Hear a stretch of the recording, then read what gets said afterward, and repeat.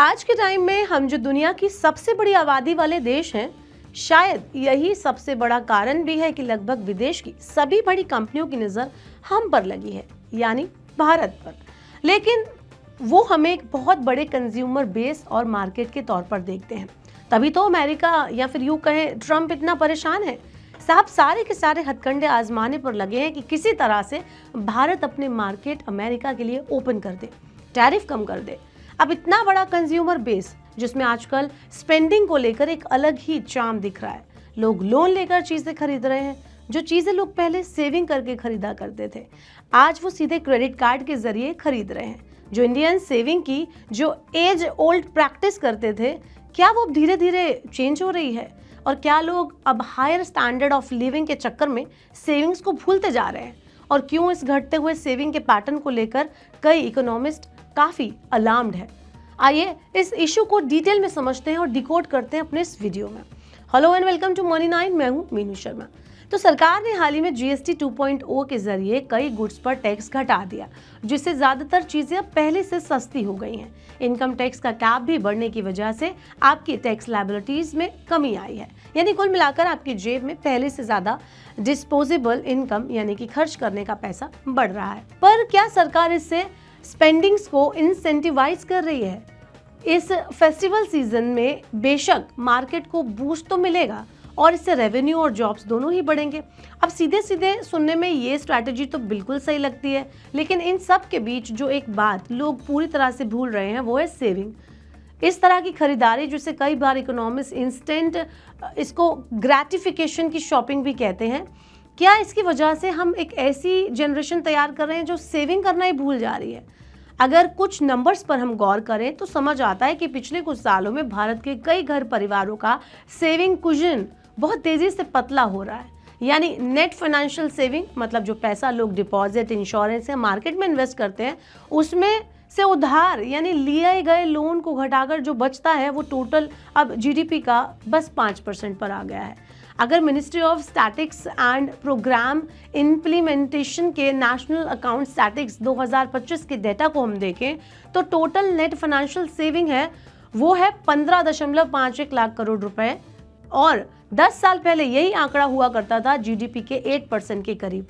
पिछले 10 सालों में ये नंबर्स अगर कोविड के ईयर्स को छोड़ दिया जाए तो जहां लोगों ने अनसर्टेनिटी के चक्कर में सेविंग्स को काफी बढ़ा लिया था, वो अब गिरता ही जा रहा है। तो वहीं दूसरी तरफ अगर बढ़ते हुए लोन्स के ट्रेंड्स पर हम नजर डालें, खासकर जेन जी या मिलेनियंस में, तो लोन लेकर चीजें खरीदने का ट्रेंड बढ़ता ही जा रहा है। मॉर्गन स्टैनली की एक रिपोर्ट मानती है कि फाइनेंशियल ईयर 2024 में इंडियन हाउसहोल्ड पर नेट फाइनेंशियल लायबिलिटीज यानी कुल कर्ज लगभग 18.79 लाख करोड़ रुपए के आसपास पहुंच गया। सिर्फ क्रेडिट कार्ड के ही जरिए लिया गया लोन एक साल में लगभग 2.53 लाख करोड़ रुपए से बढ़कर 2.92 लाख करोड़ रुपए हो गया। पर इन सब के पीछे क्या थॉट प्रोसेस है या क्या ड्राइविंग सोर्सेस हैं, तो उस पर भी थोड़ा गौर करें। तो जहां पहले की पीढ़ी अपनी सैलरी का पैसा जोड़ जोड़कर कई सालों में घर बनाती थी, गाड़ी खरीदती थी या कोई बड़ा सामान लेती थी, वही पीढ़ी जो आज की पीढ़ी है, आज के जो लोग हैं, वो क्रेडिट कार्ड पर ज़्यादा डिपेंडेंट हो गए। पहले खर्च करते हैं, कभी नया फ़ोन ले लेते हैं, वीकेंड ट्रिप पर निकल जाते हैं, कहीं बाहर से खाना पीना खाते हैं, वो भी क्रेडिट कार्ड से, जिससे सेविंग करने का जो उनका पैसा है वो बचता ही नहीं है, और सारा एक्स्ट्रा पैसा जो भी उनके पास बचता है वो ईएमआईज में चला जाता है। अब एक तरह से लोगों को लत लग चुकी है ईएमआईज में सामान खरीद कर पैसे भरते रहने की। तो क्या सरकार की पॉलिसी गलत है? क्या सरकार का टैक्स कट और जीएसटी घटाने का फैसला बड़ी प्रॉब्लम लेके आ सकता है?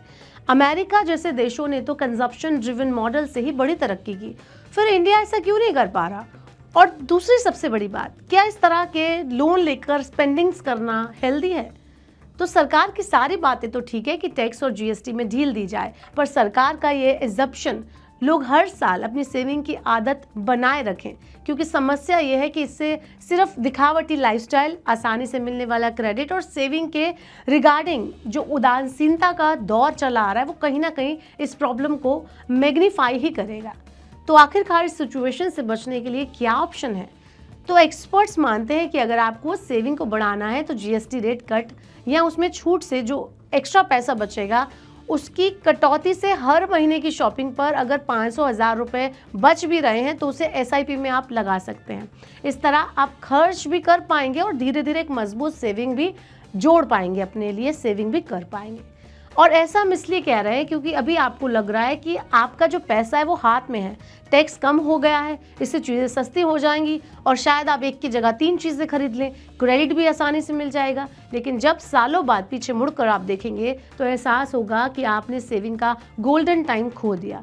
देश की इकोनॉमी गलत पॉलिसीज से उबर सकती है, लेकिन एक इंसान के लिए 20-30 साल की गलत फाइनेंशियल हैबिट से उबरना लगभग नामुमकिन हो जाता है।